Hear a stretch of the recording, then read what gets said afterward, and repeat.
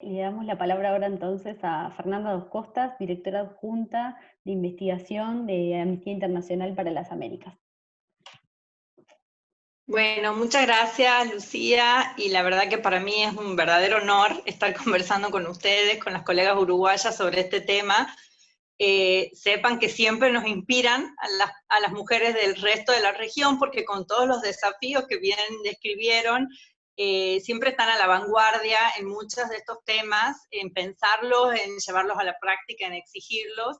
y todas las demás nos sentimos muy inspiradas por eso. A mí me toca un poco poner en un contexto más regional los impactos que el COVID-19, esta pandemia y todas las medidas que los estados están tomando, ha tenido en las mujeres o en los temas sobre los cuales nosotras venimos trabajando junto con un colectivo de mujeres de toda la región, sobre temas de género y derechos de las mujeres y las niñas. A mí me gustaría empezar por una reflexión personal, eh, que creo que reconociendo los profundos privilegios que tenemos de poder estar hablando desde nuestras casas, poder estar trabajando desde nuestras casas, también hay que reconocer que ha habido cambios muy profundos en nuestras vidas con esta pandemia. Cada una de nosotras que tiene el privilegio de poder trabajar desde casa, como es mi caso,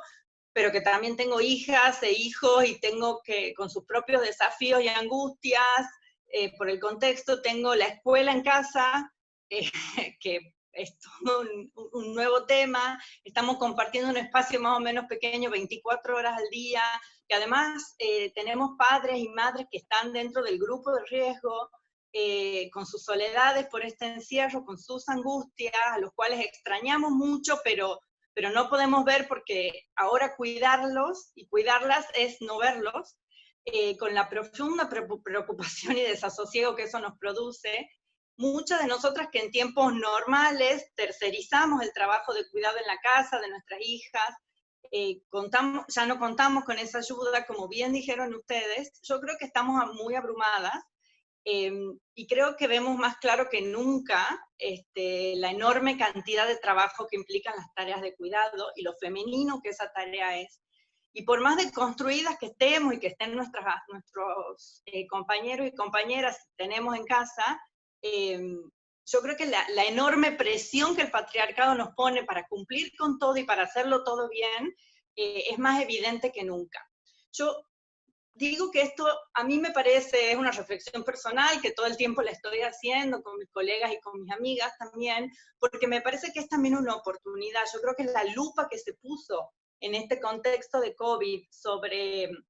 las tareas de cuidado, la cantidad de trabajo que eso implica, la cantidad de gente en la cual nosotros descansamos para hacer lo que queremos hacer, nosotras las privilegiadas, digo, ha hecho muy evidente no solo la importancia de las tareas de cuidado, sino lo desatendidas que estaban en nuestras políticas públicas y en nuestras prioridades, y la importancia de trabajar sobre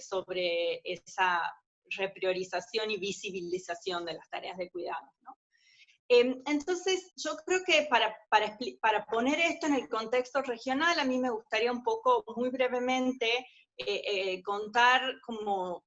cuál era el contexto regional antes de que esta pandemia nos ataque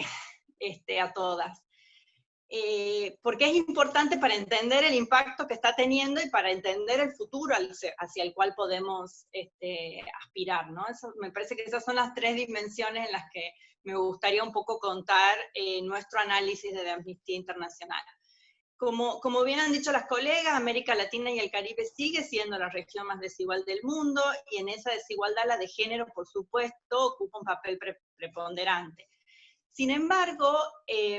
nuestro análisis basado en datos propios y sobre todo de organizaciones amigas es que la igualdad de género contaba cada vez con más apoyo en América Latina y el Caribe en el contexto pre-COVID. A pesar de que los esfuerzos gubernamentales por eliminar las actitudes discriminatorias arraigadas que sustentan y perpetúan la discriminación contra las mujeres, no son suficientes. Hay todo un movimiento, sobre todo gente joven, que apoya fuertemente la igualdad de género. hay tres temas principales que me gustaría destacar de este contexto pre-COVID. Uno es la presencia y el poder creciente de diversos movimientos de derechos de las mujeres en la región durante 2019. Sobre todo, nosotros en Amnistía Internacional, en nuestro informe anual del año pasado, llamamos el 2019 el año de las mujeres en América Latina y el Caribe, porque la visibilización de las luchas feministas en las calles han sido en nuestra concepción un hito de 2019, y si bien ya venía un movimiento creciendo y en algunos países más que en otros, el 2019 lo vio generalizado. Ganaron protagonismo las mujeres y las niñas, sobre todo las mujeres muy jóvenes en las calles de América Latina, exigiendo además muy fuertemente sus derechos y de maneras muy creativas. El segundo tema es que pese a ello, la violencia por motivos de género continuó siendo generalizada en las Américas, y la impunidad a los perpetradores por esa violencia también. Hay cifras aterradoras de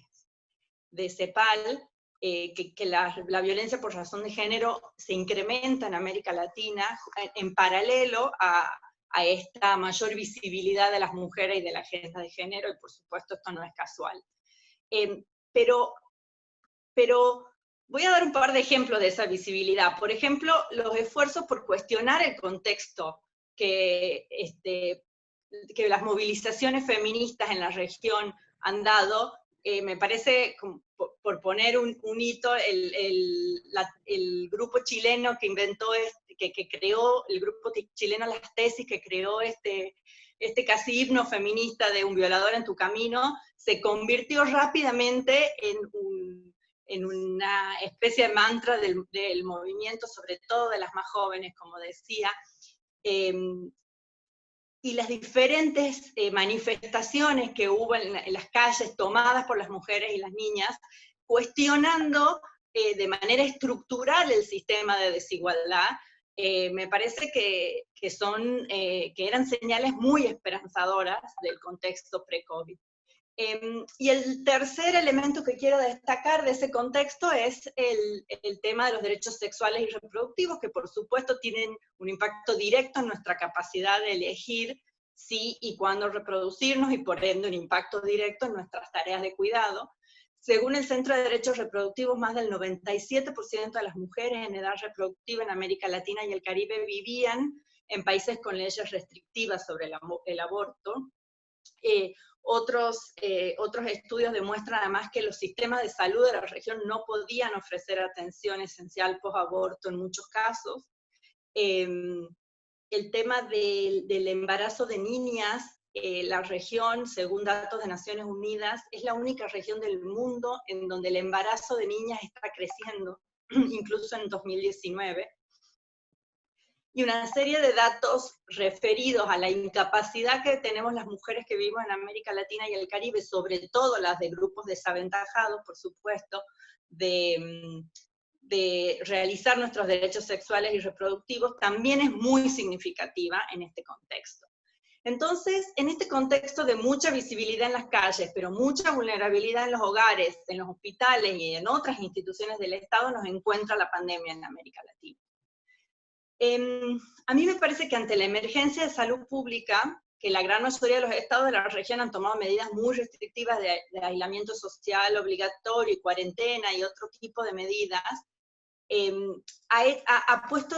todavía más la lupa sobre no solo las desigualdades, sino estos problemas estructurales que venimos acarreando durante décadas en América Latina, pero que la verdad es que son cada vez más evidentes, y eso está bien porque es el primer paso para solucionar los problemas, ¿no? Las obligaciones de derechos humanos de los estados continúan estando presentes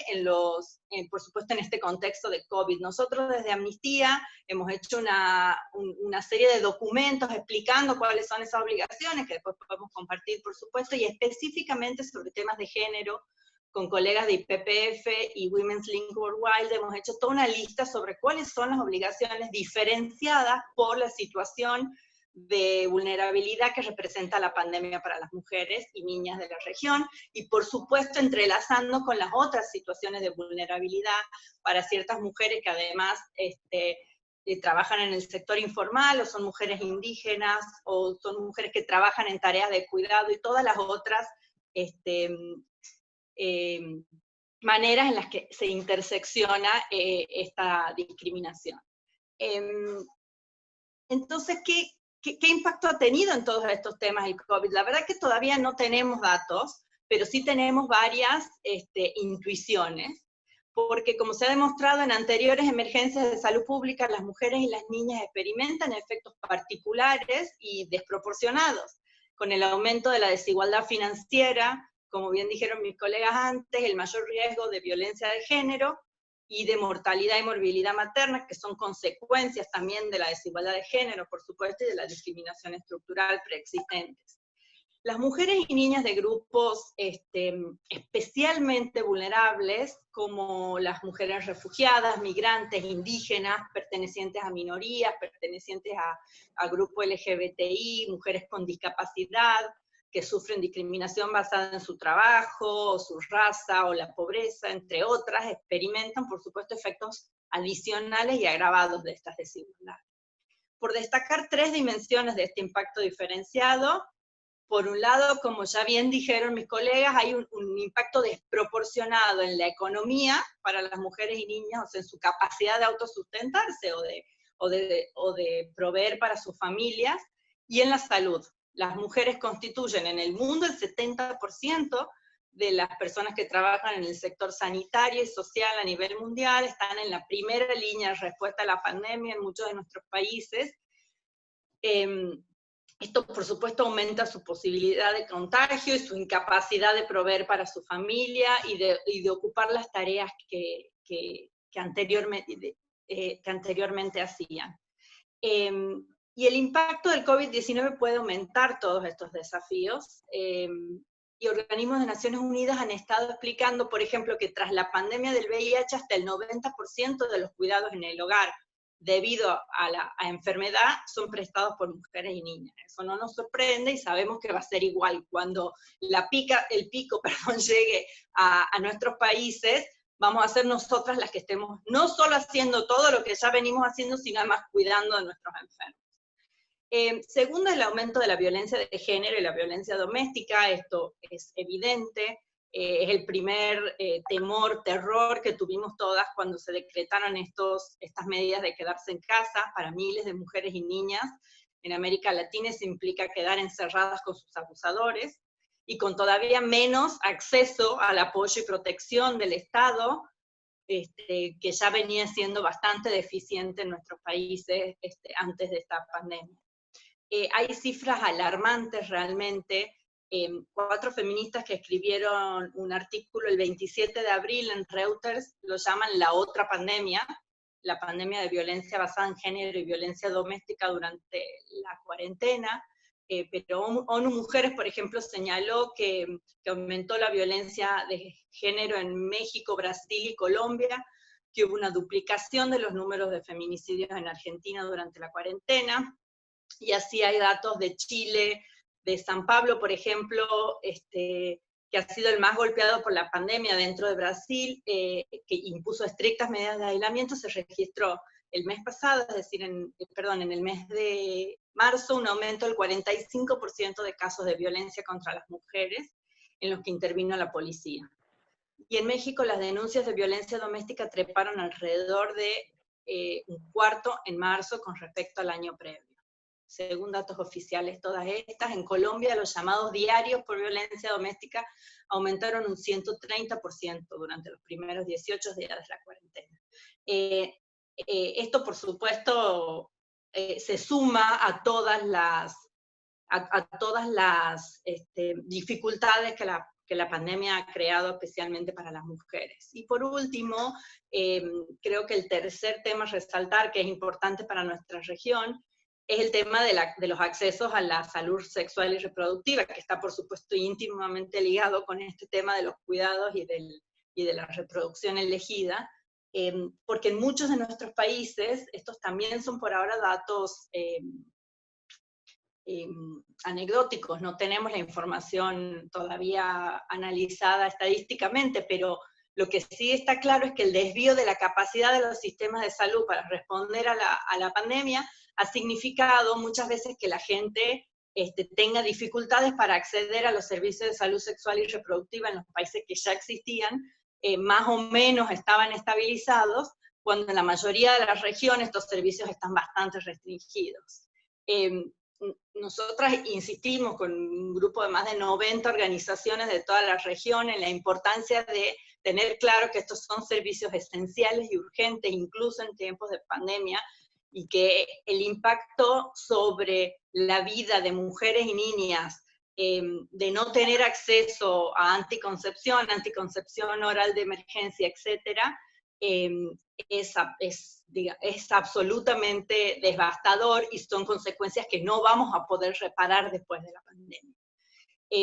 Ya colegas de IPPF, por ejemplo, nos apuntan que miles de sus clínicas están cerradas, que los servicios de salud sexual y reproductiva se han reducido en un número alarmante, que hay escasez de anticonceptivos y de medicamentos contra el VIH, millones de mujeres y niñas ahora enfrentan un desafío aún mayor de tratar de cuidar su propia salud y sus cuerpos. Entonces, en este contexto, ¿qué nos queda para el futuro? ¿Qué podemos esperar, digamos, de esto? Bueno, eso, nadie puede hacer futurología, y yo creo que es un cliché decir que las crisis representan oportunidades, pero también es muy cierto. Una cosa que estamos pensando en conjunto con muchas organizaciones, que el movimiento feminista está pensando en conjunto también, es, aquí hay una oportunidad, en esta crisis hay una oportunidad. Hay una oportunidad de un cambio de paradigma significativo, y nosotras tenemos la obligación de ser parte de ese cambio y de moldear el futuro que queremos, porque hay mucha fuerza en las narrativas, como bien decían las colegas antes, ¿no? Es muy importante qué es lo que se dice, es muy importante qué es lo que se cree, tanto de esta crisis como de lo del mundo que va a venir, porque las narrativas tienen una función muy importante en crear acciones y en crear condiciones y en crear contextos para que a los estados no les quede otra que generar el mundo que queremos, que es un mundo, por supuesto, con igualdad de género. Yo creo que la experiencia esta del COVID-19 va a cambiar el mundo profundamente. Tenemos ideas muy parciales de cómo puede ser y mucho debate filosófico al respecto, pero a pesar de los abrumadores balances negativos de esta crisis, hay una posibilidad de renovación cultural. Como han dicho las colegas con mucha claridad, lo que el movimiento de mujeres ha venido impulsando y visibilizando durante años, en este momento, que es el tema de los cuidados remunerados y no remunerados, y cuán femenino es estas tareas, en este momento es evidente para todos, hasta para el CEO de Amazon que está sentado en su casa con sus niños y con su casa encima. Entonces, a mí me parece que eso es una oportunidad muy buena que tenemos que aprovechar para forzar los cambios, tanto de política pública como estructurales y culturales que hace falta. Yo creo que el COVID ha sacudido a todo el mundo y ha hecho posible cosas que nos parecían imposibles semanas atrás, no sé, temas indiscutibles. Hace semanas, ¿quién hubiera pensado que mantenernos alejados de nuestros padres era la manera de cuidarlos y de quererlos? Imposible de pensar, menos en América Latina, que nos gusta abrazarlos y estar presentes. ¿Quién hubiera pensado que los gobiernos liberarían a presos de las cárceles para mantenernos más seguros? ¿Quién hubiera pensado que Estados Unidos iba a quedar sin máscaras para proteger a su personal de salud y otros? ¿Quién hubiera pensado que el Financial Times pidiera redistribución de la riqueza en su editorial más importante? Que se necesitaría una nueva vacuna para poder volver a viajar y a movernos y a intercambiar y a estar con otros. La verdad es que están pasando cosas muy extraordinarias y yo creo que tenemos acá una oportunidad de forjar extraordinariamente los cambios que necesitamos hacia la igualdad de género. Yo creo que el contexto lo permite, tenemos una masa de crítica de jóvenes, tanto mujeres como varones, como de todos los géneros, empujando para esto. tenemos todos los conceptos desarrollados por las teóricas feministas de la región, tenemos la energía de los movimientos sociales y de derechos humanos apoyando, tenemos que inventar cómo hacemos para salir de las calles al mundo virtual y tener la misma fuerza, la misma visibilidad que hemos tenido en los años anteriores, pero tenemos una tarea pendiente que me parece muy desafiante y muy interesante de cambiar el mundo post-COVID a un mundo con mucha más igualdad de género y con todos los derechos para todas y todos. Bueno, muchas gracias.